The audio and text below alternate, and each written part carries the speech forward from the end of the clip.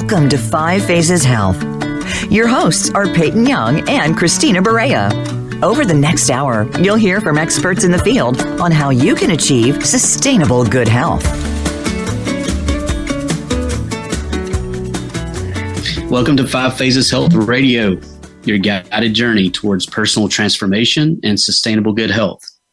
We simplify health, wellness, and nutritional information, eliminating the guesswork, helping you to achieve radiant health. I'm your co-host, Peyton Young. And I'm Christina Barea. And we're excited to be sharing this time with you. So I think today we're going to move into, basically we're going to start talking about one of the phases, That is the Five Phases Health System. That's right. The Five Phases Health System is partially identified through the relationship with five elements as it's described in traditional Chinese medicine or five element theory, which overlap and share a lot of information. They're not exactly always the same, but they're very closely related. And so five phases in its origin is actually from our long-term studies in that area and understanding how the interaction of different expressions of components that have relationships with each other change throughout the cycle of a year. So I would say that the overarching timeline where we encapsulate five phases within is about a year, right? So from one season to the season the following year. And our logo Five Phases actually is a circle with, you'll see the colors, they look like they blend into each other, or they give the impression of blending into each other. And that is to symbolize the passing of time and how they change from one to another. And it's a cycle. So everything is a cycle. So we, in Five Phases Health, study the cycles of the interaction and relationship of the different components of the body, which those in and of themselves also form a different, I would say, layer of five phases. So nutrition, fitness, emotional, mental, environmental, and so on are also a section of our five phases or a layer of Five Phases Health. So, but today we're going to start with the very basics in the beginning. Of the first element we'll discuss is the water element.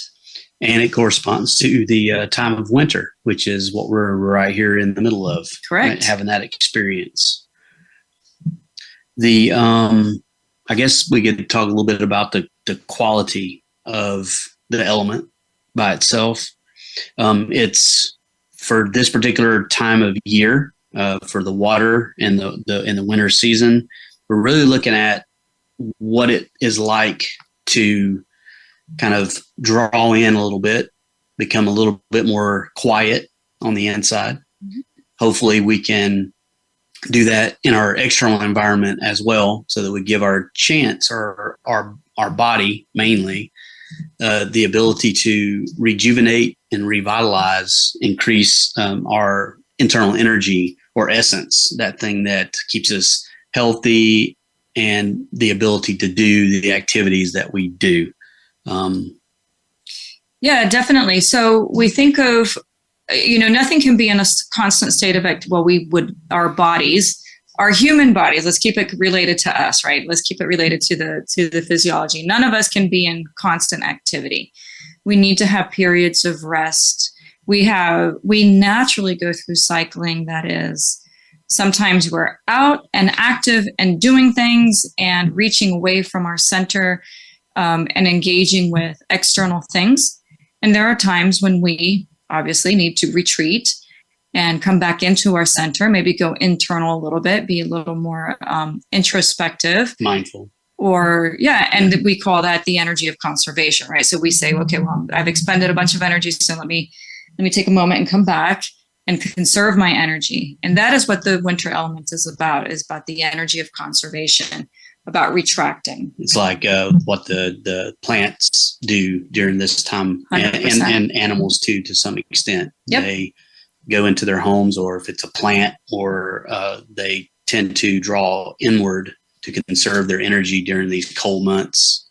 Kind of like we might court the one that the animal that I correspond with a lot, because we see them a lot, are squirrels, where they do all their nut gathering. It's the first time hearing that from you.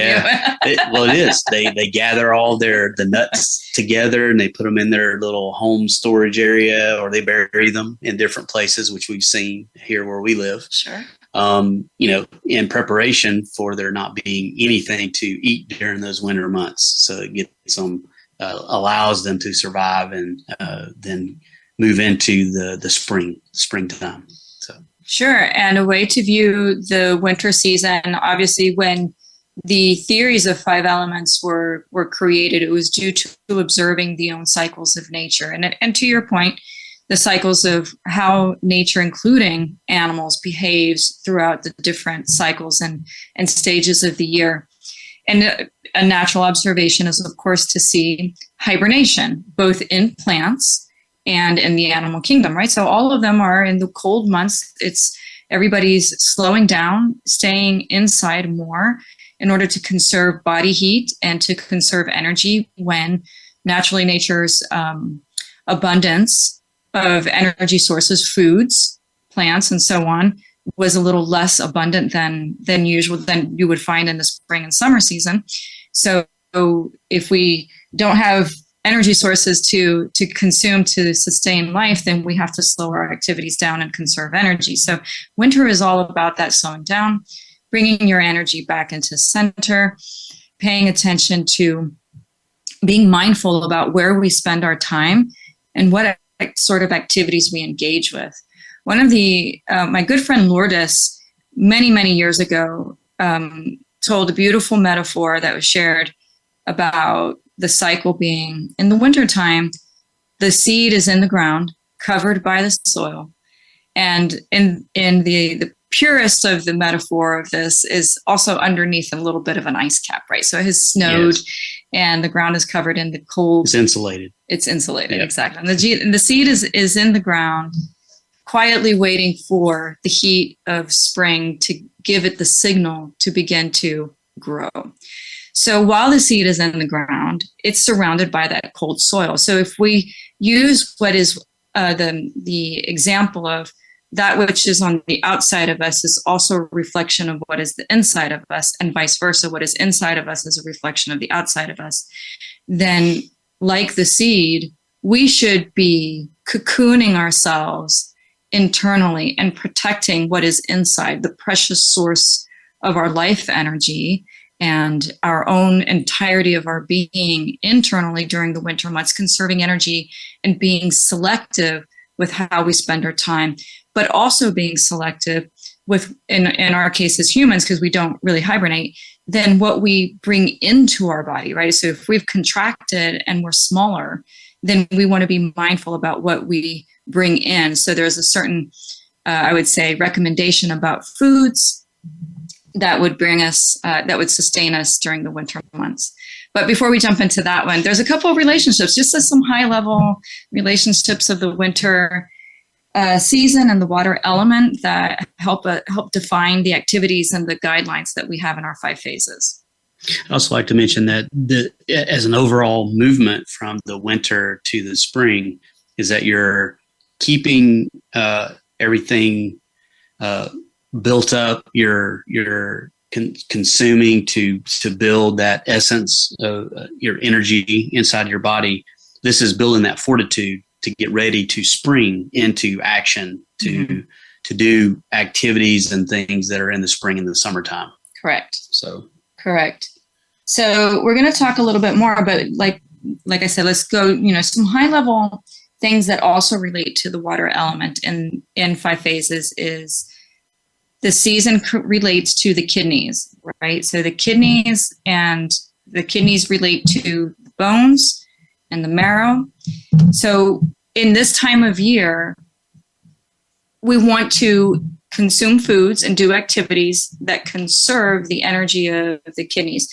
So in traditional Chinese medicine, when we mention an organ pairing, like I said, the kidneys and the urinary bladder, it is partially the physiological anatomical organ, but it also includes the metaphor that organ and that relationship represents. So in this case, the kidneys represents water because they filter the water. So in the literal sense, in the physiological sense, the kidneys relate to water because they're filtering water, right? And they, once the water's been filtered, it is stored in the urinary bladder until it's ready to be expelled. So those two work together. They are complementary. Complementary. That's a good word. Thank you. And so when we feel the kidneys are deficient, when they start to become weak, then there's certain behaviors and things, symptoms that pop up in the body that are indicators that our anatomical organ and everything that it complements and represents may also be affected by that. And in this case, we're talking about kidneys being related to the bones. Bones in the center have the squishy substance, which we call the marrow. In traditional Chinese medicine and in 5-element theory, the bones and the marrow and the kidneys are the actual foundation of, we would call it vitality. Vitality meaning the ability to have the spark of life that get up and go. So not only the antibodies, blood cells. That's something different. Yeah.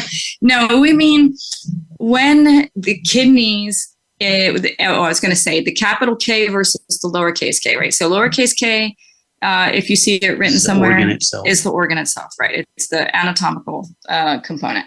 But when you see a capital K, capital kidney, or a capital U, it means the organ plus all of the relationships that it represents. So that would be the bones, the marrow, the knees, the teeth, adrenal glands, yes, and so on, and all the foods that go with it, the winter season, and so on. So when we're talking about it, it's hard to know which version we're referring to, but we try to make it pretty clear. When you're reading about it, if you see a capital K, that's what it means. But I glossed over really quickly that the water element is related to the strength of the bones. So when the water element is deficient, we would express or have symptoms in the body of weakness in bones. So in some way you could say, well, it could be things like your knees ache or pains in your lower back. Sure. Maybe your teeth ache as well. Sure. Or in extreme cases, right? Things are breaking, teeth are falling out, sure. And things like that. Yeah, absolutely. The marrow is, of course, really fundamental. We'll get into more physiological later, but the marrow is also really fundamental for the strength of our vitality. But we're going to take a quick break here and come back and discuss this a little bit more. And then we're going to touch into the physiological impact of the elements and the seasons and how this impacts our activity throughout the winter season. As well as a little bit of nutrition and some exercise. Absolutely. All right. Stay tuned. 5 Phases Health is designed for anyone seeking optimal well-being. We simplify health, wellness, and nutrition information into simple steps to help you achieve radiant health.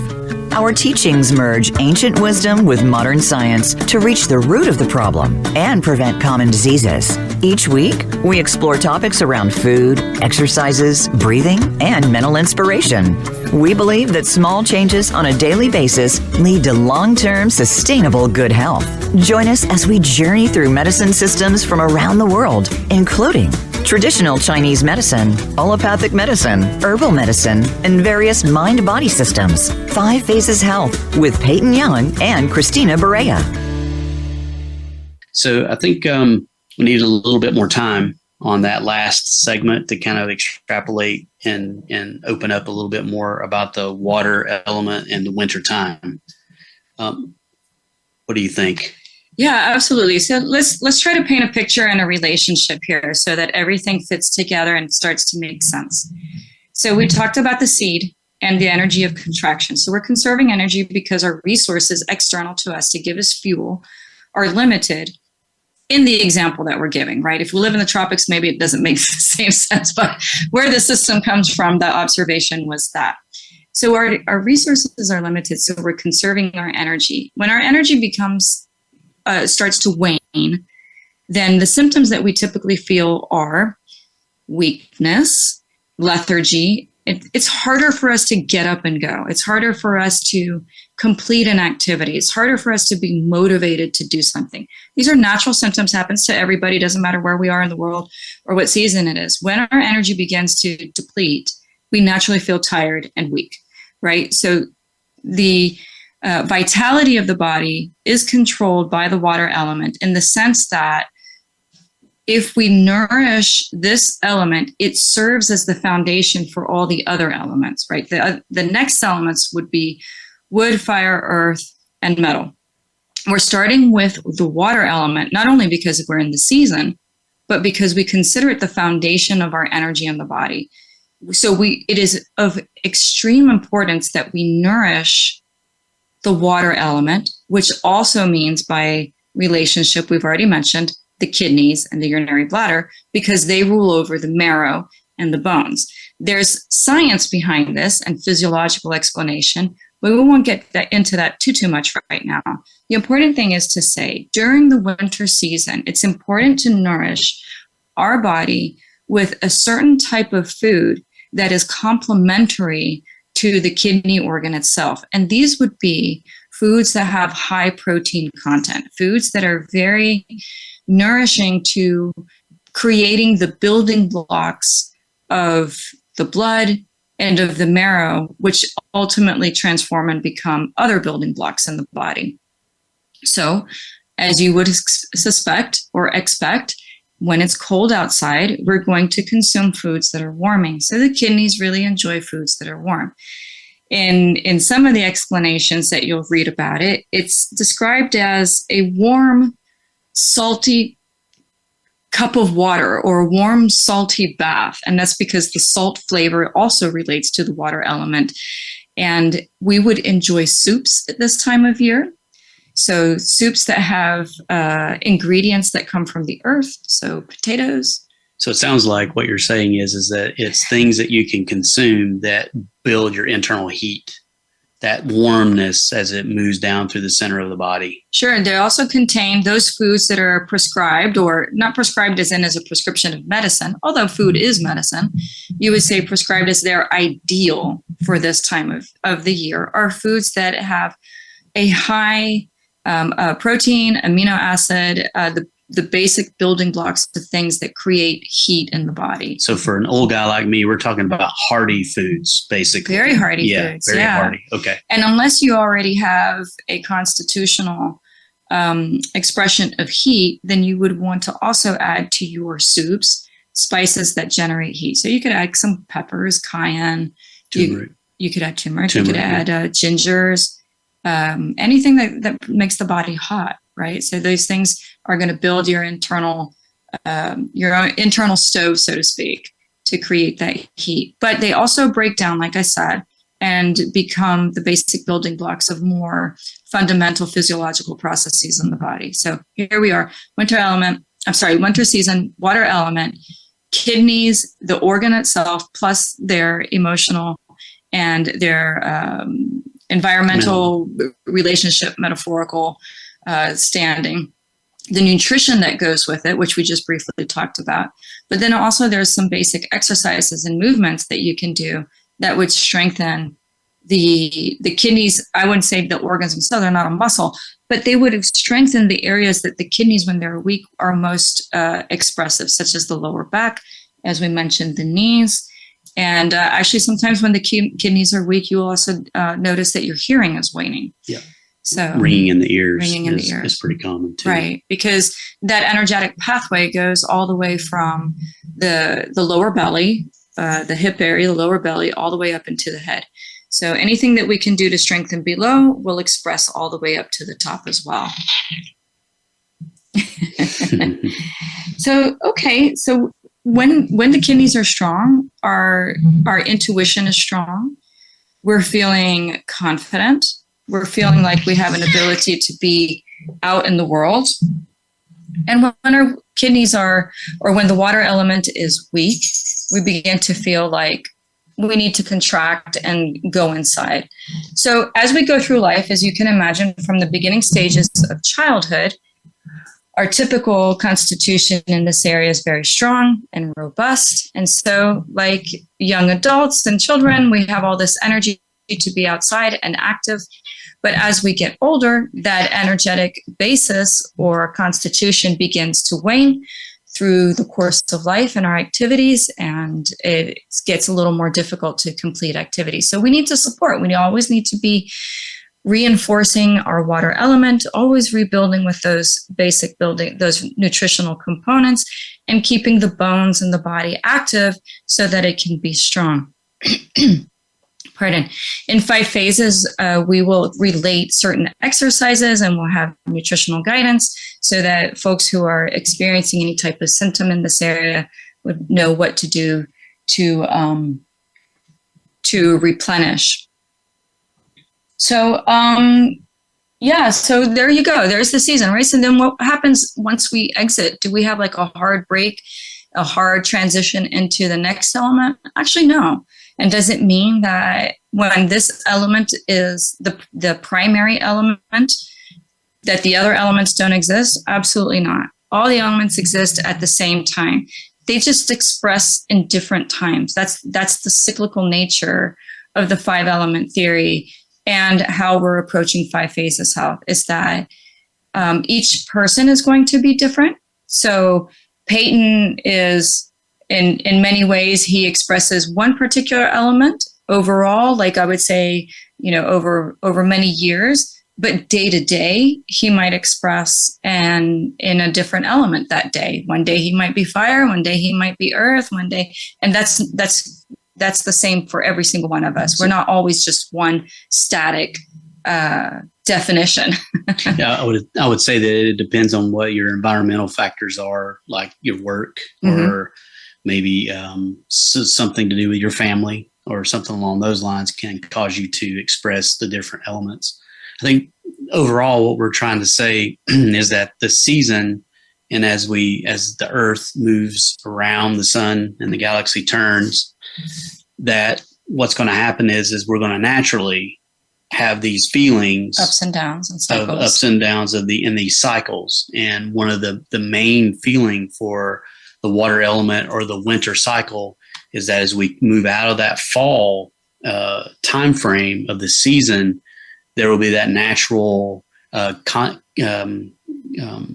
retraction, a movement in and down is kind of the way it feels. And there'll be something that will tell us, hey, I need to take it a little bit more easy. I need to conserve my energy. I need to be able to experience these moments in time during this season in a very particular way. Yeah, and I think as you're saying that, I'm thinking it's really common for a lot of people who maybe don't have, are just trying to understand how does activity and nutrition and seasons play into their life. It's really common to think that we should be the same person every day. We should express ourselves. I mean, and when I say express ourselves, I'm not saying the way we talk or the way we behave. I'm just saying that we should have I'm going to say it a little more bluntly, we falsely believe that every day should be the same as the day before. No change. No change. I'm trying to say no change. No change. That I should have the same level of get up and go, of energy, and my mental state, my emotional state, my spiritual state, all of that should be fairly constant, and or preferably always building on it, right? Our curve shouldn't be a curve. It should be a straight line up. It should be, I'm progressing every day into better. And it should be consistent. It shouldn't be up and down. It shouldn't have change. And what we're saying is, actually, no, change is normal. And we should allow change to happen. And we should absolutely allow days where we don't do anything. We rest. Rest is a vital, critical component of our well-being. If it wasn't, we wouldn't need to sleep, right? But the very first indicator is that we need to sleep. It's important to give our body the space to repair and to do the physiological activities that happen while we're sleeping.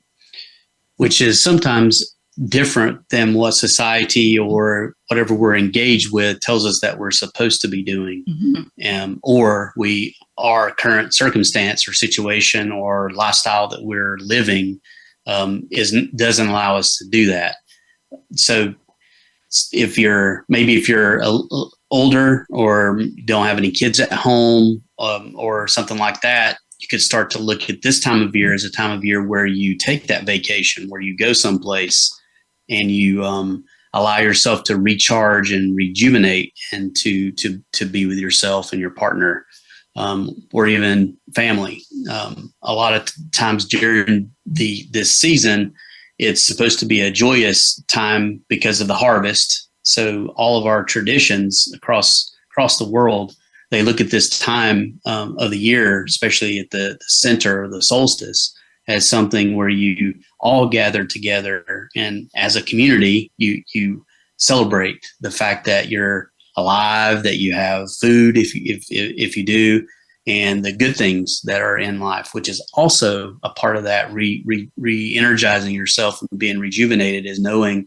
that in life there's always hope, and there's love, and there's togetherness, community. Right. Yeah, and I like what you said a little bit about the expectation of being active all the time. And I'm going back to the importance of resting and pacing oneself, and being that in this time of year, if we take a little bit of an internal inventory of where we are and our activity level, then we know how to modulate our behavior going forward for the rest of the year. Going back to the solstice, by the way, this is my new year, right? So the December 21st of this winter solstice is the new year because of this very conversation. Yep. It's the seed. The seed is in the ground. It's waiting to stir with the sun of spring and to begin to grow. And the cycle goes all the way through until the end of fall of the following year, right? And we go right back into winter again. So this is the time to take your personal inventory of how much energy am I consuming, and or am I eating the right foods to repair my body based on my activity level. Wintertime is a great time to do that self-evaluation. We're going to take a quick break here and come back and continue this particular subject. So don't go away, and thanks so much for listening in. And we're back. That was a really great segment. I want to personally say to my co-host, Christina, that was awesome. I've been hearing her give this explanation for these elements for probably 14 years or so. Something like that. And it's always slightly different. It's always different. Every single time. It's great. I love it. Every time. Cool. I think what we'll probably get into now is talk about the nutrition, which I think is like super important. Exercise is good too, but for this time of year, what you eat, what you consume is the most important to help keep your body in balance. Yep. And give you that energy to make it through this quieter time to get ready to spring into spring. Sure. So I think it's easy to get confused by a lot of the words that we're using here. So maybe I'll invite anybody who's listening to just take a moment and think about a day when you didn't drink a lot of water, and maybe you had foods that were particularly heavy. Like maybe, let's think about maybe some spicy foods like a fried chicken.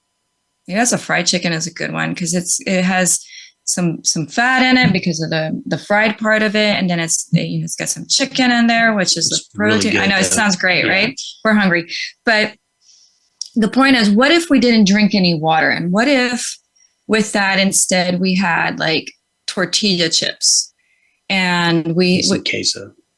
No queso, not on this one. Well, you could put that in there, but what I'm trying to say is I want you to think of what happens when you eat some foods, but you don't have any liquids to balance it out. But then you start to feel hot and dry, right? You start to feel like your body temperature goes up, and you start to feel like your your mouth gets a little bit dry, and you feel like maybe things are just not as clear as they used to be.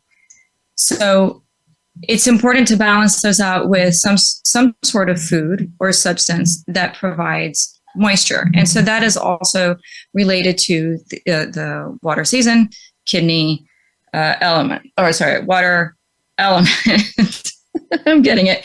So in this case, we mentioned previously about the soups. So if instead at this time, we're also consuming foods that have a certain amount of moisture to them, a component that lubricates the body, helps to nourish and fill out the blood, then we start to feel more complete. We start to feel more balanced. And you're thinking, okay, well, what does that mean? Well, quite literally, maybe a glass of water. What happens when we start to drink water? Then if we pay attention, we start to feel like, okay, my thoughts cleared up a little bit. Oh, I feel like I'm not as hot as anymore. My body temperature is coming back into stability. And maybe I have better ability to engage my muscles for an activity and so on. Because now I have one of the fundamental nourishing elements of the body, which is water.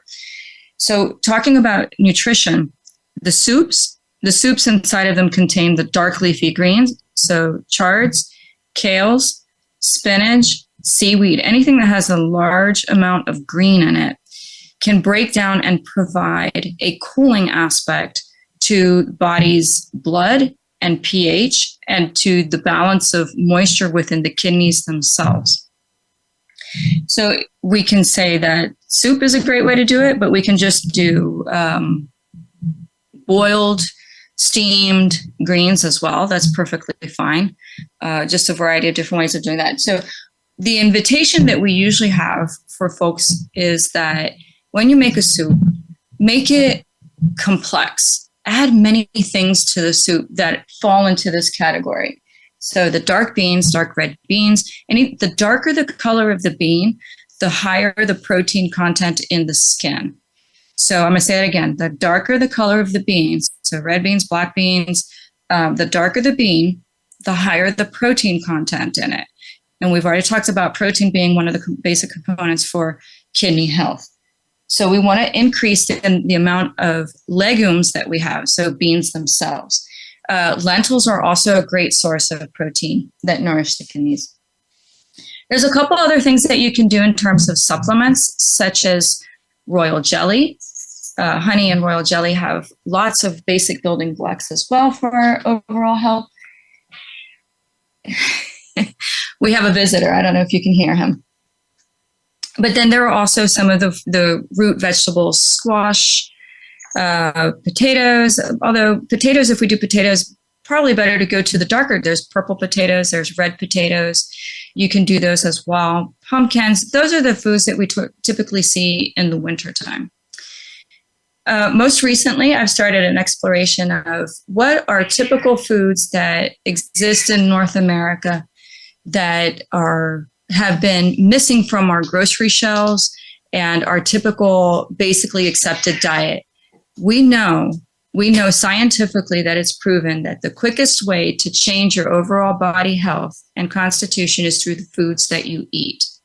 In fact, I was watching a video recently about the relationship of how quickly bad or insufficient nutritional choices can lead to some of the most common diseases we work with in North America and the United States day to day, such as diabetes, heart disease, and so on. And these nutritional choices that we make on a day-to-day basis can either lead us towards a path of health or lead us quickly towards a path of heading towards disease. So the invitation is really to begin to explore what we eat on a daily basis that fits into the cycles of the season, our own individual cycle and expression, so that we can make informed choices on a daily basis that lead towards our long-term health and well-being, which is what the goal of 5 phases is, right? Whew, I've said a lot. That was a lot. That was a lot. Yeah. So I tend to like things during this time frame that are hearty soups. Also like chili. Mm-hmm. So chili for me is one of the things that I love to eat. So we do have ground beef in that, but usually lots of beans. We should probably talk about the meats real quick. Yeah. Yes? Yes. Okay. So your protein sources outside of plants, if we're going into meats, we have each one of those has what we would call a temperature, but not a temperature that you measure with a thermometer, but a heat index, I think is the word I'm looking for. Heat index internally. When we metabolize it, when we digest it, it can either raise our body temperature more or less.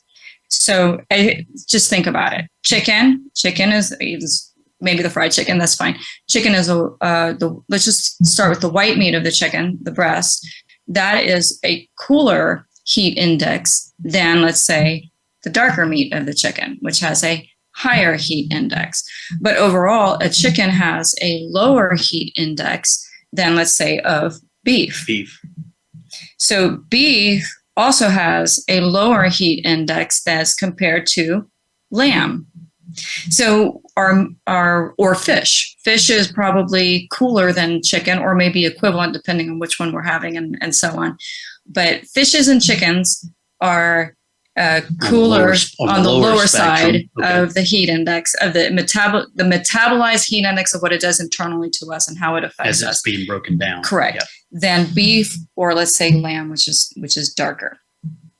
However, that said, in certain rehabilitative nutritional guidances that we have for folks who are kidney deficient, we may actually prescribe, as food is medicine, a lamb stew to help rebuild and replenish the kidney relationship and the overall body's vitality. And that's just because of build the essence back up. Back up, correct. And that's because of the protein content in it, as well as ideally we're doing this stew using the bones. So we're getting the marrow out of the bones as well.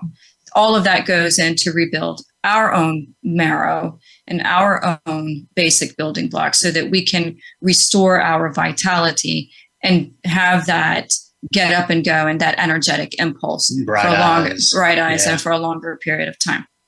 So remember that the guiding principle of 5 phases is what can we do on a daily basis that leads us to long-term good health? And these are some things. We know that we must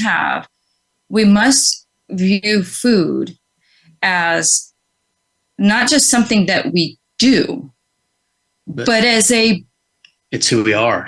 We are what we eat.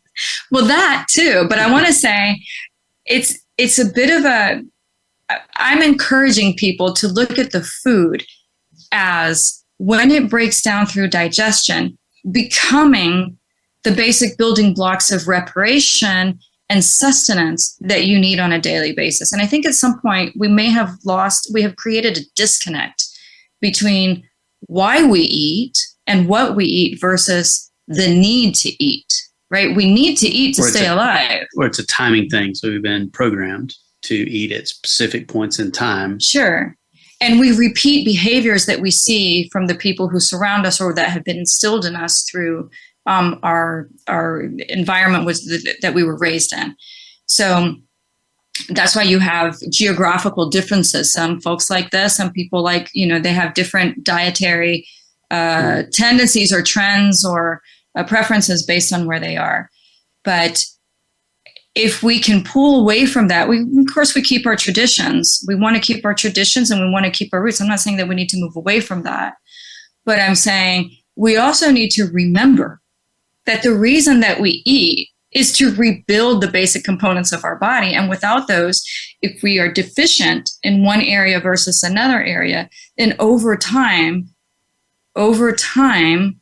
that deficiency can then turn into something more significant. And that is precisely what we're trying to avoid. Exactly. Yeah. So we'll stop here for a second. Okay. Digest all that information, literally, and come back for our last segment. Please stay tuned, and thanks for joining in so far.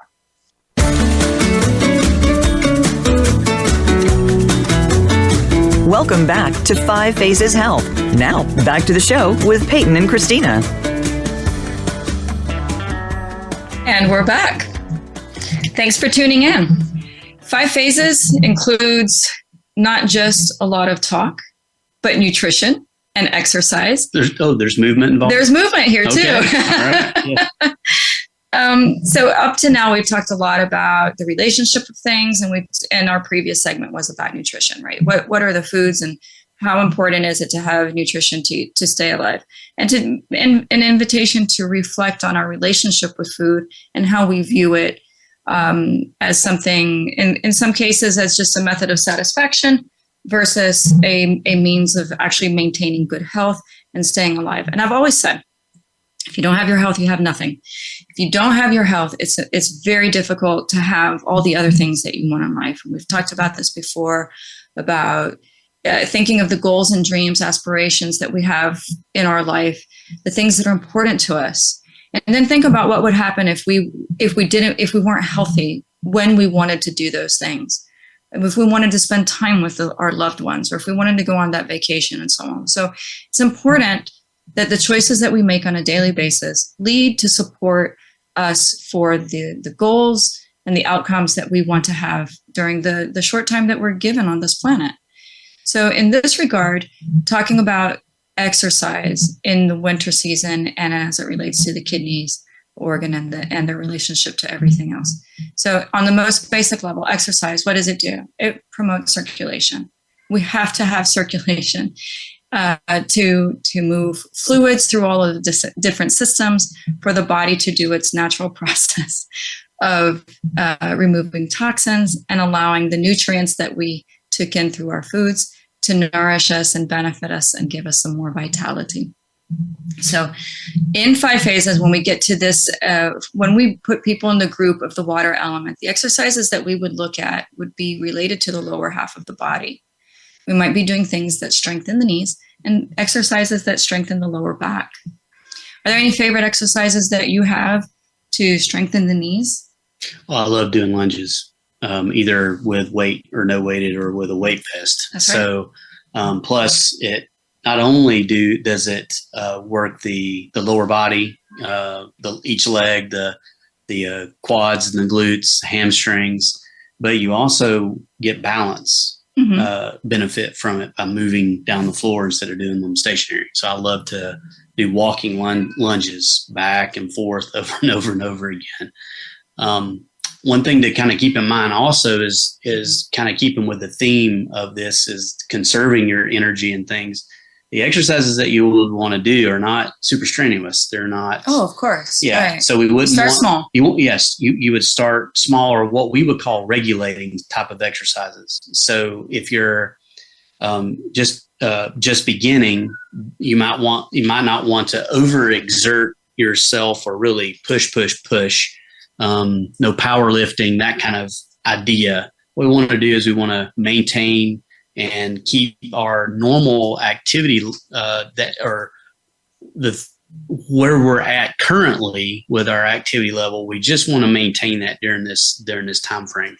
It matches the season, and we call that regulating. So for prescription wise, it might be doing higher repetitions with lighter weight for maybe a shorter duration of time.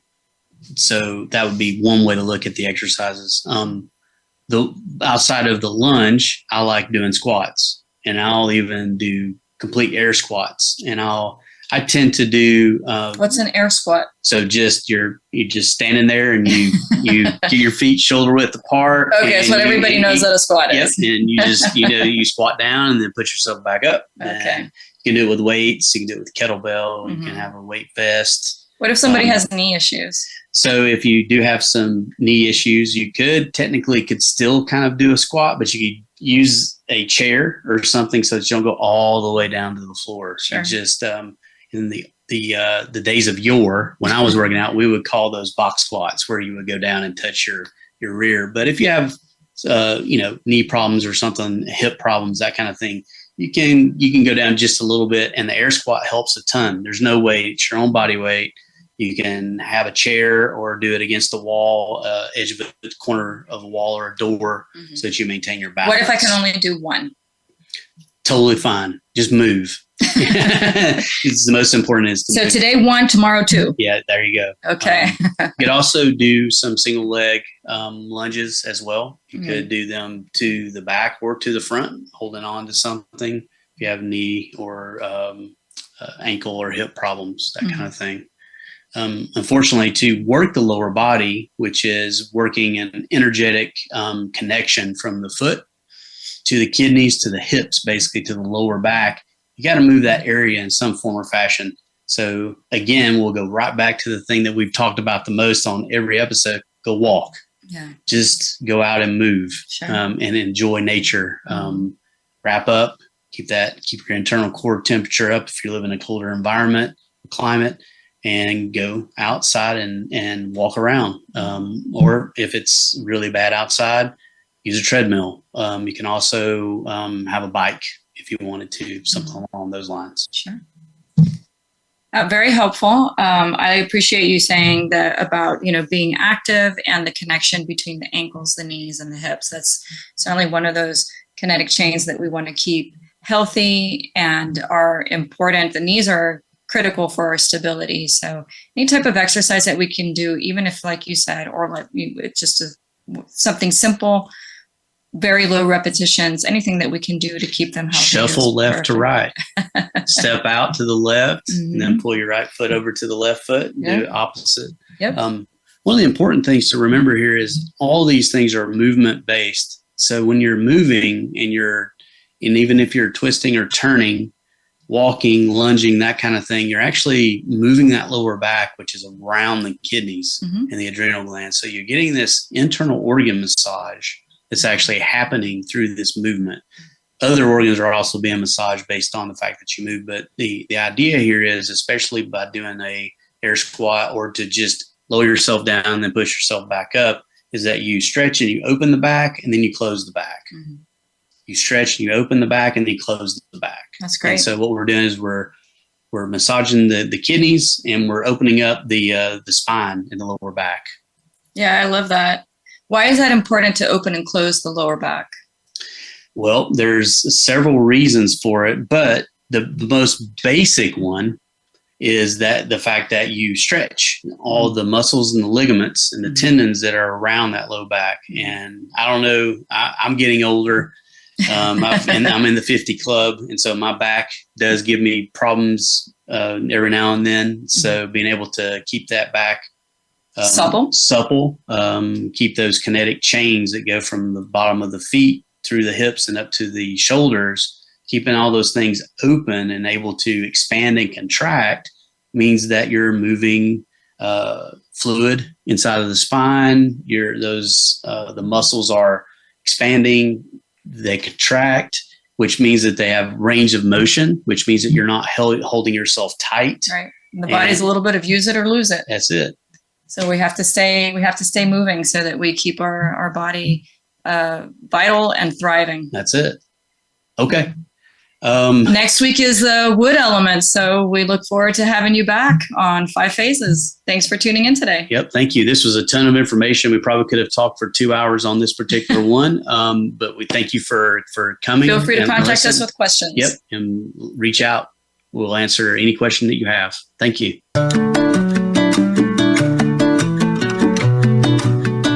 Thanks for tuning in to this week's episode of 5 Phases Health. We hope we've given you some tips to improve your health habits. Until we talk again, have a beautiful week.